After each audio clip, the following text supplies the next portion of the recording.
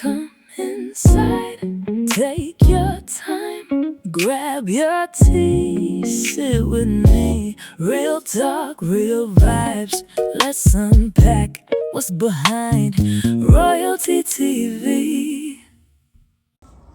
What's up, y'all? It's your girl Faith, and welcome back to Royalty TV. Alright, so today we will be discussing the Ultimatum. As you can tell from the title, this is only going to be episode 1 and 2. I'm thinking, unless there's like huge plots going on, my plan is to keep it at 2 episodes per video. So it's not too long, but it's not too short, just kind of like happy medium. So we're only discussing episode 1 and 2, and I've only watched episode 1 and 2. Hopefully by the time I upload this, I'll already have seen 3 and 4.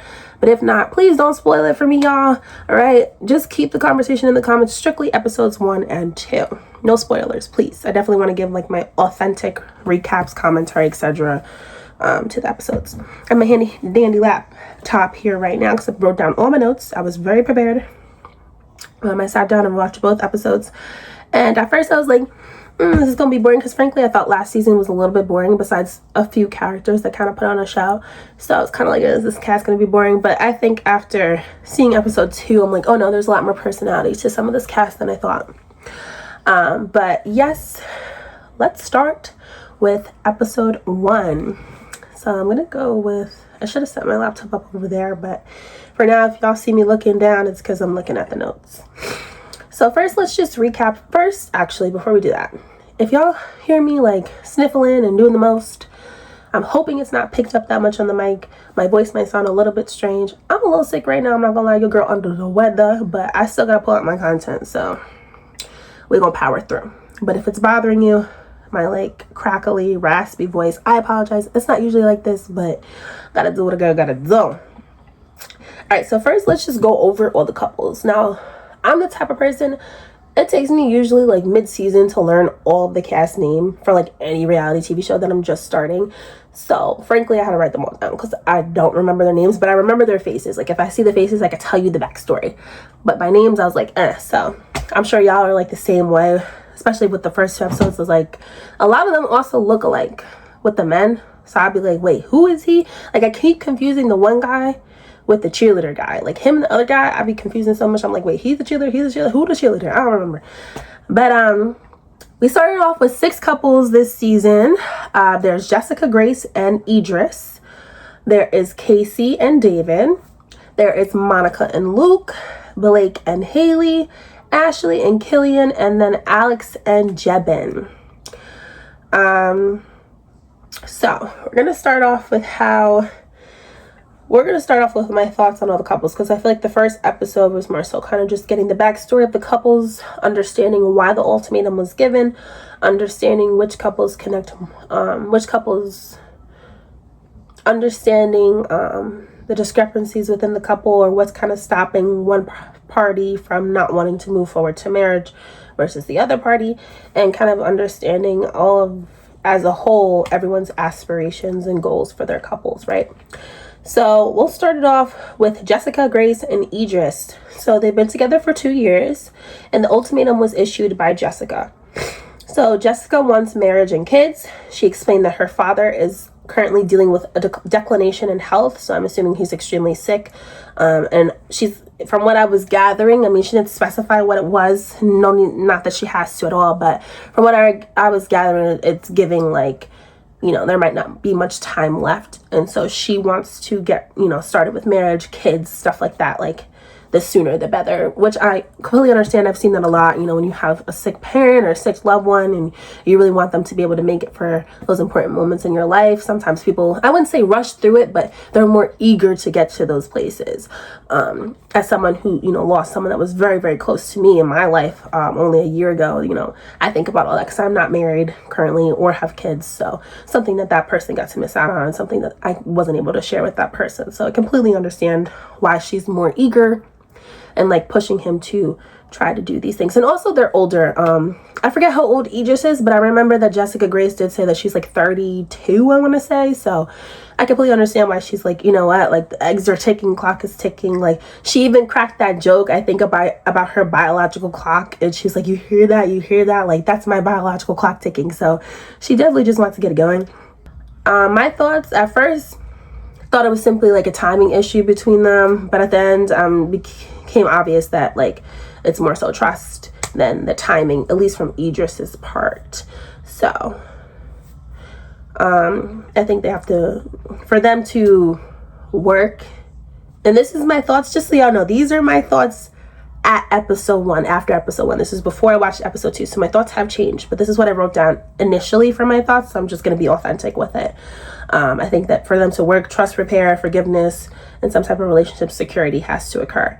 I think Idris is afraid of marriage, or he's afraid of marrying someone he still doesn't fully trust, so there's something holding him back, and for me, it's appearing to be the trust factor. Next is Casey and David. So I actually like them. So their relationship, they've been together for 5 years. The ultimatum is issued by Casey. So David has given Casey 3 promise rings in the past 5 years. 3. No engagement ring. David, however, has openly explained that he has a fear of commitment, and it comes from growing up around divorced parents, which is completely understandable. And he seems very self-aware of where those fears have come from. He's explained it. He's reflected on it. He's explained it, he's reflected on it, and he appears to know what's holding him back. I don't know if it necessarily has anything to do with Casey, and more so do with what he said, where it's like he only wants to do this one time. He doesn't want to be divorced. He doesn't want to repeat, his parents' patterns. And I think he just wants a happy marriage, and that's something that he never got the chance to see in his lifetime. So, and as far as Casey, she wants marriage. She wants to settle down, and I completely get that. So for me, my thoughts are kind of just like, this is actually one of those more emotionally mature couples, I feel like. I appreciated that David didn't avoid talking about his fears, right? He's very upfront about it. It's not like one of those couples where it's like, oh, I don't know what's holding me back, but it's something like he knows what's holding him back. The only question I have for him, or the question that I really need answered, hopefully by the time the show ends, at what point do promise rings stop representing commitment and start becoming a delay tactic? Because that's really what it is, and that's the only thing that he hasn't acknowledged yet. You don't need to promise to be with someone forever 3 separate times. The promise was already made. You know what I mean? So what's the next step? You can't plateau. There has to be some type of like elevation there, and it doesn't seem to be happening. So I completely see where Casey's coming from, and I hope that David, after this experiment, will open his eyes wherever road he goes down. So I think for them, a lot of, at least on David's side, family modeling, fear of divorce, commitment issues, maybe even anxiety behind that commitment, but also a lot of emotional awareness between them, which is why I feel like they have the ability to like work it out and find some type of resolution. So it's kind of like, is David afraid of marriage, or is he afraid of repeating his family's mistakes? Because it's giving more, you're afraid of being your parents. And, I always say this is actually a quote that I have in my background as on my Facebook profile. And it's one of my favorite quotes. And it's just like, I think the quote is something like, the only thing holding you back from everything that you want is fear, right? Like something like that. And I think that's very true. A lot of us let fear determine our lives, and we shouldn't. So I think that goes into him. Next, Monica and Luke. They've been together 4.5 years. Luke issued the ultimatum to Monica. Luke wants marriage. Monica doesn't feel settled yet. She mentions wanting to move to Miami. I think that was her. That's what I wrote it down for. But I'd be confusing the blondes, not gonna lie. And their main conflict isn't completely clear to me after episode 1. I'm kind of just like, okay, you want marriage, and she's just like, I'm not settled yet. And it's like, okay. Like, is that, you guys need to be here then? Like, I'm not seeing, like, there's got to be something deeper there, and I'm not seeing it yet. So they're a big mystery to me so far. Like, I need more information before I really understand what's holding Monica back. So I don't really have much on them, because I feel like I didn't really get much from them, period, to be honest. Blake and Haley. Mess it up for this one, because this is probably the most confusing couple to me so far. Yeah, they're the most confusing couple to me. And then I have a runner-up, and then I have a third place. Now, third place, we already went over. That was Jessica and Idris. They're interesting dynamic to me. But Blake and Haley, been together 1.5 years, which is not that long. Ultimatum was issued by Blake. Remember this, it was issued by Blake. Blake issued the ultimatum. Haley says that he's emotionally unavailable, lacks empathy. I could see that pretty clearly as they were interacting in that scene prior to them starting to date the other couples the next day, their last like night together. I could totally tell that like he does not have that type of personality. He's very stoic, he's very nonchalant, he's very, as he says, practical, and she's definitely not like that. So before separating, Blake asks Haley if she's prepared for him to possibly fall for someone else, like along those lines, like, oh, what if I start to, that's what he said, I'm pretty sure he used the word fall. That to me was the weirdest conversation ever, because you were the one issuing the ultimatum.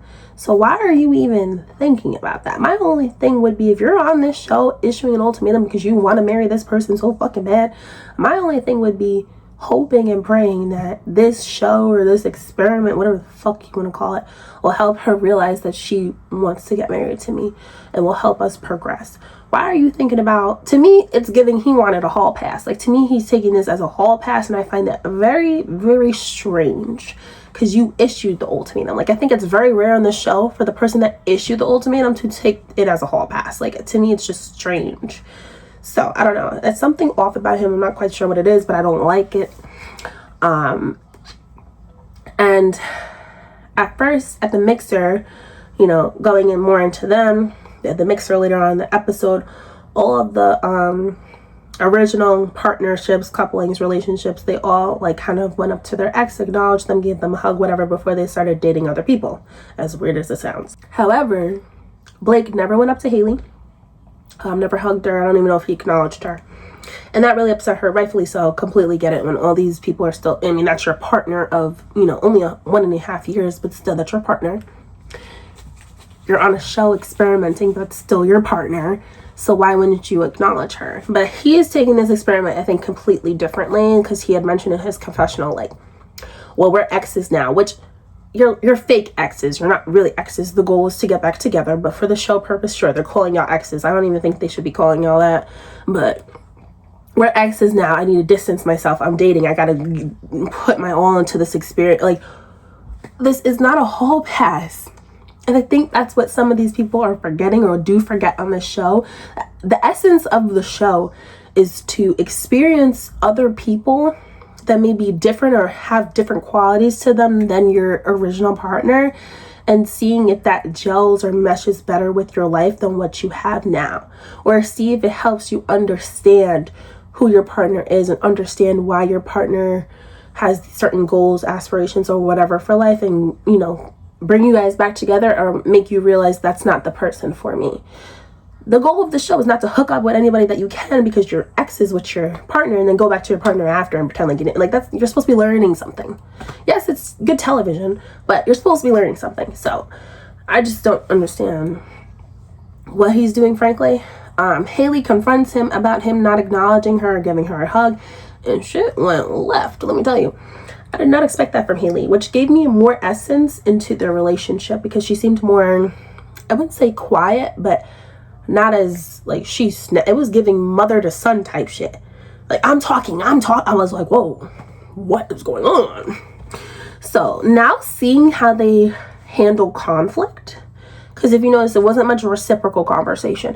Now seeing how they handle conflict, I'm like, okay, I see what it is now. There's more going on there than just, oh, he's unemotional and doesn't give me empathy and doesn't comfort me. Like, that's part of the issue, but there's more. Like, she's no angel. I'll just put it like that. Like, there's more going on with their dynamic that just seems a little unhealthy, a little strange to me. So I have mixed feelings on them, or not even mixed feelings. I have weird feelings about them. Overall, this couple just confuses me. Like, it just seems like Blake almost seems more invested in the experiment than protecting his own relationship. And at the same time, I feel like Haley's reaction showed there may be deeper communication issues than just emotional availability, which I said. So I think they have a lot of issues. It's kind of just like, did Blake come here to save his relationship or to explore other options without consequences? That's where I'm at with that. All right, next we have Ashley and Killian. They've been together 4 years, known each other for 14 years, and the ultimatum was issued by Ashley. So they met through competitive cheer. Killian admits to emotional / I think it was like text message cheating in the past. So nothing physical, but still cheating. Ashley now has access to all his passwords while trust is being rebuilt. This is also something that I don't remember if it was mentioned in the beginning. It wasn't mentioned in the beginning, but he had mentioned it at the mixer. So again, like not giving the full story at first, but then I heard the cheating and I was like, okay, I'm seeing more of it. So she has all his passwords, but he's like, it's taking months. We still got to rebuild trust, whatever. Killian previously, now this one I find interesting because he previously asked her father for her hand in marriage. The father gave his approval and said yes. Then he describes it as some type of altercation. I don't know if it was verbal, physical, or both with Ashley's father over, he didn't explain it in the beginning, but he explained it more at the mixer again, over a situation where, from what I understand, Ashley was working in the family business under her father and still living in their hometown, I assume. She decided, according to Killian, she decided that she no longer wanted to she wanted to make her own name for herself, make her own life for herself, didn't want to keep working in the family business, and she wanted to move away from home. And that's according to Killian. So according to Killian, Ashley's father did not like that, and he felt, and this is only his daughter too, which might have something to do with it, and he felt like Killian was taking his daughter away from him and that it was Killian pushing her to move and not her own decision. And after that, Ashley's father withdrew his blessing and no longer gave the go-ahead for them to get married. So it seems like her family's not really supporting them together, or at least her father isn't supporting them, doesn't like them, they don't have a good dynamic. So he hasn't proposed. So I don't really know, like, Ashley's issuing an ultimatum because she wants him to propose, but then she knows that for all intents and purposes, her father does not like this man and does not want you to marry him. So it's like, it's giving she wants him to propose anyways, but at the same time, I can understand his reservations, because why am I, like, family, for people that really value family, that's a big thing, you know what I mean? To at least have some type of meshing between your partner and your family. It doesn't have to be anything extravagant, but for there to be hatred or dislike is not the ideal way to start a marriage, and I completely agree with that. I wouldn't, want to do that either. I'm not saying parents should be controlling your life, but I do think that, it's a hard dynamic to, try to build a future with someone when their family doesn't like you. So, I just think that they're having a lot of pressure coming from multiple directions. They're also trying to rebuild trust from the cheating stuff and navigating family conflict. I just think overall it's definitely an emotional hurdle to marry someone that doesn't have any support for their family based off of you being the person that they chose. Like, that's not a good feeling. So, but again, how much influence should parents have over an adult child's marriage? It's just, it gets to a point where you kind of have to smile and wave even if you disagree. So I don't know if they'll get there, but that's their issues. Next is Alex and Jebin. They're my top 2 for interesting couples, let me tell you. They've been together for 6 years. They're the youngest couple there. Too young, in my opinion. They're both, I believe, 23, or she might be older, I don't remember, but I know he's 23. So they've been together since they were like 16, 17, like, you know what I mean? Youngest couple, together since high school. Alex still is at home with his mother. I'm not sure if, Jebin still lives at home with his mother. I'm not sure if Alex still does. Says that his mother cooks and cleans for him. Says that he wants his future wife to take care of him in a similar manner. Alex is a hairstylist, so, she kind of has her own line of work, so to speak, but it's not necessarily the type of job that his family would deem as something that they would want for their child. Jebin is also Indian and comes from an Indian household, so a lot of this comes from culture. I know it's very, very, in Indian culture and some other cultures too, it's very, like, as far as families go, they prefer you to be with another Indian or someone of your similar descent or culture. And obviously Alex and Jebin are not the same type of, culture. I'm not sure what Alex is, but obviously she's not Indian, because there wouldn't be an issue if she was. And I think, as she explained, her not being Indian was like the closing of the coffin, and then her not having some type of professional job like lawyer, doctor, medical, or something like that, and instead just being a hairstylist was like the nail in the coffin. And according to her, the family doesn't approve of her. She feels excluded. They never invite her to anything, like really no relationship with this family. Well, this couple feels extremely immature. I don't think they're arguing about marriage. I think they're arguing about adulthood, frankly. Jebin doesn't seem prepared for the responsibilities of marriage. I don't think he is prepared for the responsibilities of being an independent adult yet. His expectations of a wife sound very similar to the role his mother currently fills. And this honestly just feels like, honestly, a fucking production plant. Like, this is just a couple that production threw in there to kind of spark conversations about the youth and stuff like that. I really don't think that they were needed for the show. Like, let's be honest, they're not getting married. I'd be shocked if they got married. So my only question right now is Alex looking for a wife, or is he looking for a mommy number 2? Because I don't know what he's saying half the time, but it don't make no fucking sense. Like, he is an interesting character to me. Interesting. So overall, for episode 1, my first impressions, I thought the cast was going to be boring. Changed my mind. I think there's more depth to them. The biggest themes to me seem to be commitment, obviously, commitment issues, trust, emotional availability, independence, and some family influence. So far for me, the biggest red flag is Jebin. Sorry.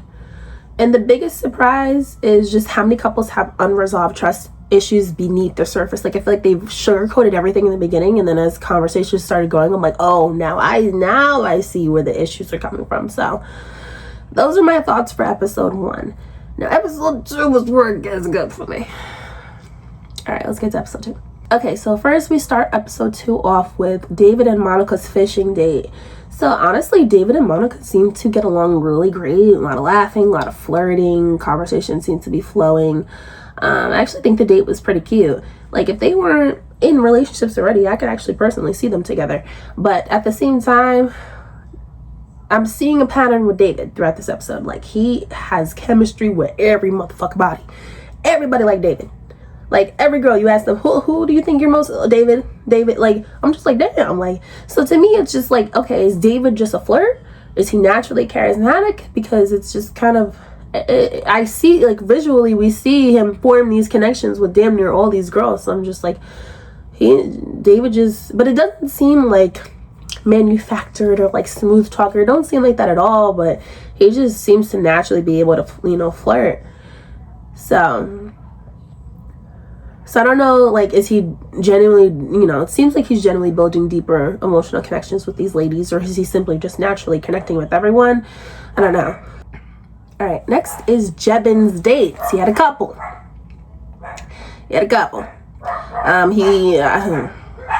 Those dates were fucking ridiculous. I don't know what the fuck he's saying half the time. He's just a scatterbrained person. He's talking about, I don't even know, like headless monkeys in the ground, if we had no earth, like one of those conspiracy theorists fucking, I don't know. But that's not the time to be talking about that shit on a date where you're supposed to be getting to know the next person. You're over here talking about, oh, is the ground green? Is the sky blue? Like, what are we talking about, bro? What are we talking about? I don't know. The only thing he said that was like, let me rephrase, because it wasn't serious. I laughed my ass off, but it was, had to do with dating and not the sky being purple, was that he openly said that he is looking for a caretaker as a partner.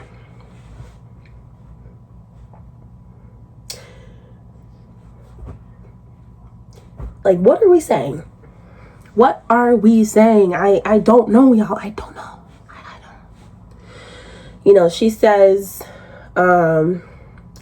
he's only ever had one girlfriend, which obviously is Alex. And he's looking for someone that's similar to his mother, that'll take care of him, feed for him, cook for him, wipe his ass for him, and pay all the bills and work for him. So he could stay at home and be a stay-at-home. I wouldn't even say father, because where he's at right now, he ain't capable of being a father. He ain't even capable of taking care of himself. So I don't know. Frankly, it's just giving child. It's giving immature. It's giving why are you here? Like I said before, producer plant, just for the plot, frankly. You know, none of his conversations seem serious with any of the ladies, not even his own partner, frankly. I'm just wondering why he's even on the show, and I'm wondering why Alex is even with him, respectfully. Like, I'm just very confused. So, I don't know, but a wife and a mother are not the same things. A wife can be a mother, and a mother can be a wife. But you asking for a mother to yourself as a wife, not the same thing. You gotta go ask your mother for that then. You might as well stay at home and marry your mom. I don't know. Just a lot of lack of maturity, lack of emotional maturity. He's viewing marriage from the perspective of someone that's wanting to be taken care of rather than someone who wants to build an equal partnership and take care of each other. So, I don't know. As far as Alex, I actually feel bad for her. She's admitted in some conversations on her dates that she doesn't really feel chosen by Jebin. She thinks she kind of has to change who she is for him to actually, you know, to try to propose, or for his family to accept her, which, you know, probably is true. Personally, I don't think they're going to last outside of this person. And I don't think they should. They just seem like very different people. She just seems more independent than he is, frankly. So the next date was Ashley and Blake's date. Ashley tells Blake that she struggles to voice her needs. And I appreciate her saying that. That shows self-awareness, that she realizes in past situations she has trouble communicating what she needs in relationships, and that's something she wants to work on. As far as Blake goes, I got no thoughts on him. Like, I don't feel like he really said shit. He didn't really say much in that date to me. Like, he was just kind of saying whatever. I don't know, y'all. I still don't know how I feel about Blake. Like, there's something off about him, but there's also something off about Haley. So I'm just like, maybe they're off together. I don't know. The next date was David and Haley's date, which I also thought was cute. Again, another example of David just like flowing with anybody. Like, I think he's just a great conversationalist. Because again, they looked cute to me too. Like, they were definitely connecting. They had a conversation about family and then kind of related on that. I'm only bringing this up because it gives me more insight into who they are individually and why their relationships aren't working, or why they're having this stalemate with their current partners. So David, again, like I said before, very emotionally aware of himself and his feelings. He explains, you know, his biggest fear in a relationship is his fear of abandonment, basically, his fear of them leaving. And this goes back into, you know, his family having a lot of history of divorce with his parents. And then he also opened up about issues, you know, he has with his father, and so does Haley. So that gave me a lot of insight into, you know, there being a lot of family dynamics that are contributing to why they're so reluctant to want to commit. So David shares, you know, that, or no, I don't remember who shares it first. Was it David or Haley? I don't remember, but either way, they both shared that they were both raised by their stepfathers, and their biological fathers were not in their life, and both of their stepfathers passed away. And in Haley's situation, she must have been a minor at the time. Her stepfather passed away. She was sent to live with her biological father, and it felt like living with a stranger, as she said. So both of them have issues with abandonment. Both of them have issues with their fathers, or as people like to call them, daddy issues. And that contributes a lot to how we progress ourselves in relationships, and what we're looking for from other people, and what we feel like we need from other people, when it's in reality just something we never got from our own fathers or our own parents. Kind of projecting those emotions onto our partners. So definitely like emotionally aware, both of them to an extent. Shared trauma. The shared trauma between them, I don't think means they're like compatible or anything like that, but I think they're able to understand each other at a better or different level than maybe their current partners are able to. But it definitely shows empathy between them, and sometimes people feel seen by someone else who's experienced similar things, right? When you know someone can relate to you, it feels more comfortable to talk about these things with than some people that can't relate to it at all. So I completely get it. Next, Casey. I really like Casey still. She seems settled, clear-headed, knows what she wants. She's a little quirky. I like her personality, and I generally think that, you know, she's ready for marriage. And Casey's the one that's coupled up with David. Then there's Luke. He's coupled up with, I don't remember, y'all. I'll put a little text box somewhere up there to say who he coupled up with, because I don't remember right now. I'm gonna brain fart. But Luke, this was the next scene. So if you've watched the episode, you know the scene with Casey and Luke. They were eating dinner. And then he started talking about, he actually grew on me, because the first episode didn't really notice him much. I don't really feel like he was saying shit.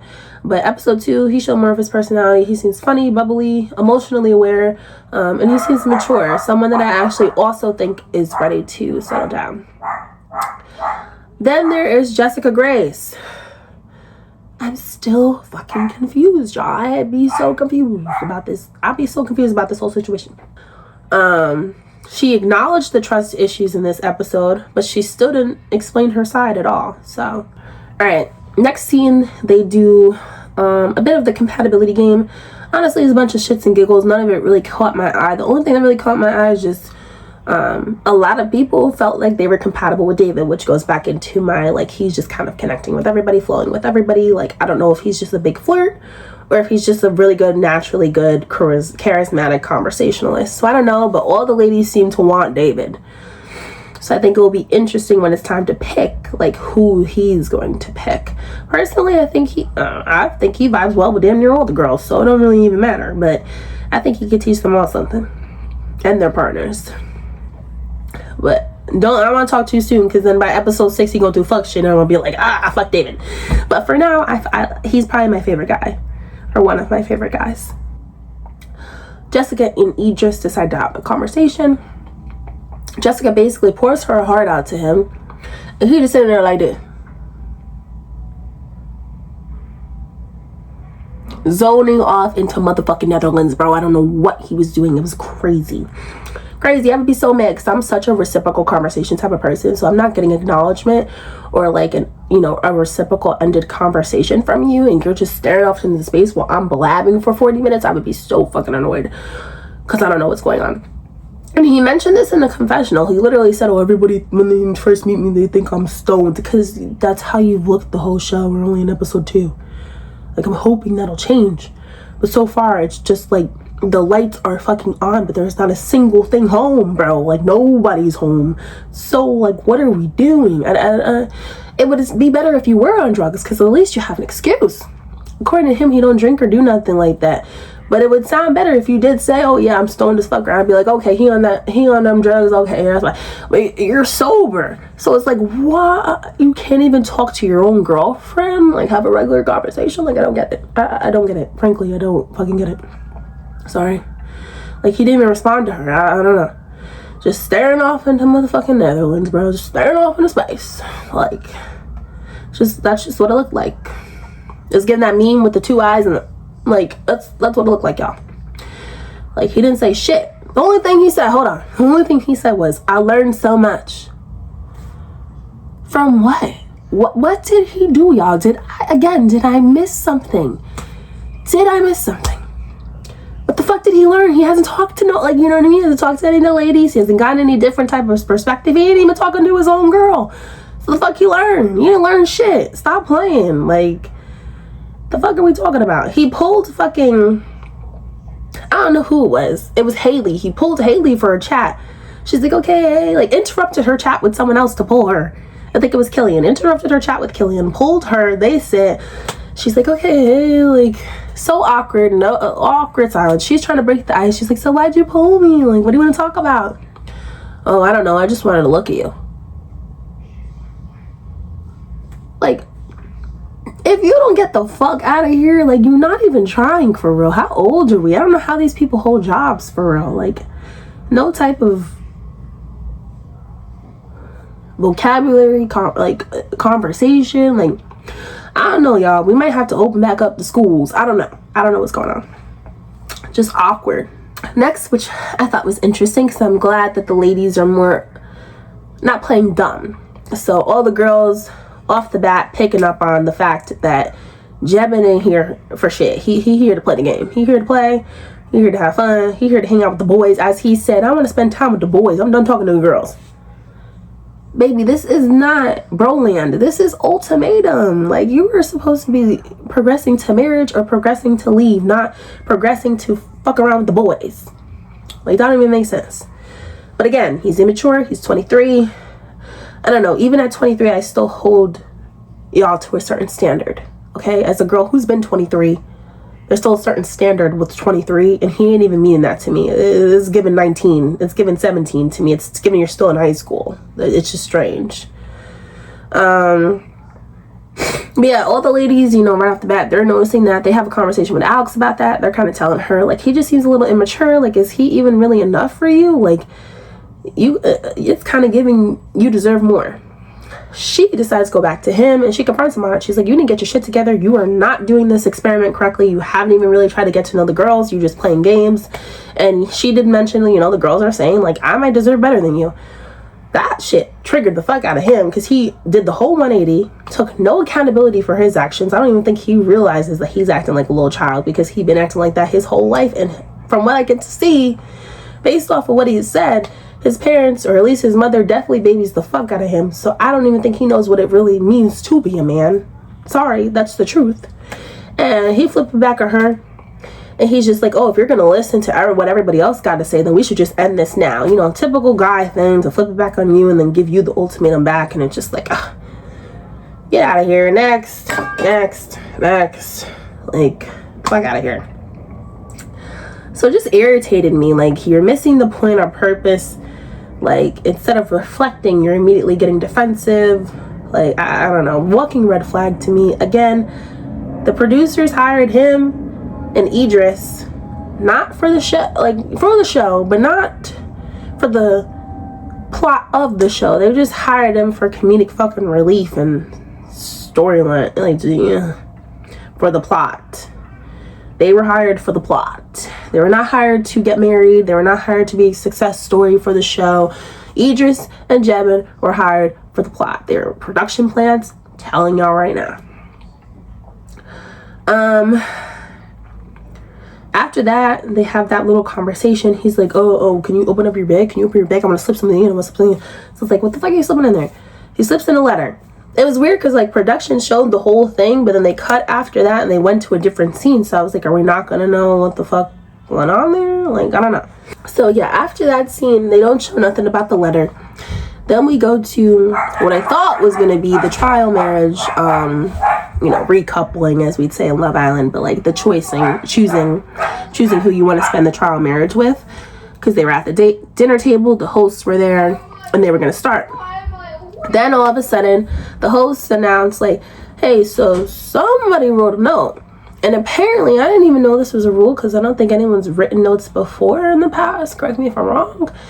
Because I was very confused. I was like, why is that an issue? Are they not allowed to talk to you? Like, I don't get it. But now I'm understanding, according to the host, which is just, this is simply just for camera time. And for the show, this has nothing to do with anything like genuinely going to mess up the experiment. This is just about camera time. But according to their rules, which I'm sure probably was in their contract if they're bringing it up, any communication happening on this show has to be on camera. So even slipping notes to each other, that has to be verbally said on camera. So notes are not allowed unless they're on camera. So the hosts direct Alex to read the letter aloud. And I don't know how the fuck that's gonna go, because then we left on a cliffhanger. So I don't know what the letter says. I don't know who's choosing who yet. The last thing we saw was, Alex, please read that letter out loud. And that was that. So it was very interesting. I'm very curious on what he's going to say. I have a feeling he's just going to say, like, oh, I want to go home type shit. Like, I'm over this. Because realistically, he ain't doing much. He's just there for vacation, as he keeps saying. So my overall thoughts for episode 2. The biggest one that surprised me was Killian. He has a lot more depth to them than I originally thought. And Luke also. The biggest red flag, same as before, Jebin, Idris, and Blake. Those 3, and Haley. Something off with her too. Sorry, I'm a girl's girl, but something just not. Those 4 people just confuse me. And then my biggest question going into episode 3 is kind of like, what the fuck did that letter say? Right? Who's picking who? Because we still gotta figure that out. Still confused on who the fuck Blake is. I'm still confused on, I think it's not the cheer couple, the other couple. I be confusing them, bro, because they look alike. With the other blonde and the other brunette man. I still don't know what the fuck's wrong with their relationship. I don't get it. I'm still wondering if we're gonna see anything more from Idris, or if he just gonna be like this. the whole fucking time. Because if he is, he could get the fuck out too. Like, we don't need to waste his time. You know what? He could get the fuck out and Jessica could still stay. How about that? And she could just explore. Let's make this Love Island. She could explore. Like, I'm not going to sit through him just doing this the whole fucking show. I don't know how she sits through that shit at home. I don't know. But overall, the first 2 episodes, not bad. I enjoyed them. They were good. Leaving on that cliffhanger, I'm definitely interested to see what that letter says. I'm definitely interested to see who's going to pick who. I think that will be a big thing. And then my last thing is, I don't know, with this cast, no one's touched anyone yet or done anything crossing boundaries yet. But I think that there's a couple couples where I'm like, they might hook up, which will get really fucking messy, really messy. But there's a couple couples where I'm like, I think the chemistry either is just very much there, and then there's other people that I think are just taking this as a hall pass and want to have their fun. So we will see. But that is the end of my commentary and recap on the first 2 episodes of this season of The Ultimatum on Netflix. Next video, I will be covering episodes 3 and 4, from, so on and so forth until we get to the finale and the reunion episodes, which will be coming out next Wednesday. So thank you guys so much for watching. If you like this video, please give it a big old thumbs up. Also comment down below your thoughts. I want to hear what y'all think about everybody. And if there's any other shows that you guys would like me to cover, I'm really into pop culture, reality TV, things of that nature. Then let me know and comment that down below and I'll give it a look. Check it out. But yeah, I'll see you guys next time. That's the tea. Come and see, same couch, same seat. We'll unpack it next week.